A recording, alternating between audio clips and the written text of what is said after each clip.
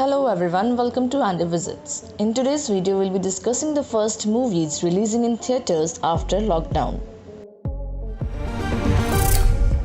What I've seen. Here are the first movies set to release in theaters in July after the coronavirus lockdown end. With the exceptions of drive-ins and one-off businesses, theater chains have been shut down since the ongoing pandemic took a turn for the worse in March, resulting in most of the world calling for their citizens to stay home as much as possible and practice social distancing whenever they go out. Hua Jun, Commander, son of Hua Zhou. Unhinged, releasing on July 1. Russell Crowe stars in this Derek Bott-directed thriller as a road rage-fueled stranger who begins advising Rachel, a woman running late to work, after the pair cross paths at a traffic light one morning.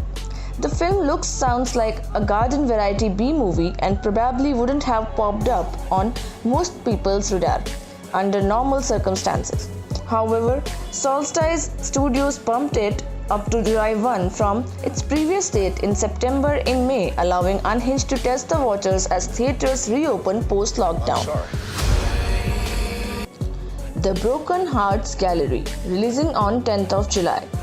Sony Pictures hopes to become the first major studios to release a film wide in theaters this summer with The Broken Hearts Gallery, an original rom-com for the first-time Hammer Natalie Krisky and starring Geraldine Vishwanathan as Lucy, a 20-something art gallery assistant from NYC who creates the titular gallery, a pop-up space for the items love has left behind after her latest break. In an official statement, producer Selena Gomez has encountered moviegoers to listen to scientists' recommendations and consider others' health and safety if they decide to go see the film on its release date. Tenet, releasing on July 17. It might not be the first movie slated to open in July, but all eyes are on Christopher Nolan's Tenet ahead of its still scheduled release that month. The director's latest original project is an outliner among 2020 tentpoles in the sense that it hasn't budged from its original summer date throughout the lockdowns, in the hope of being able to welcome audiences back after theaters reopen for business. Reportedly, however, Warner Brothers is planning to delay the movie behind closed doors but is holding off an announcement the movie until it has a new date firmly locked down. Use it carefully. Mulan, releasing on July 24.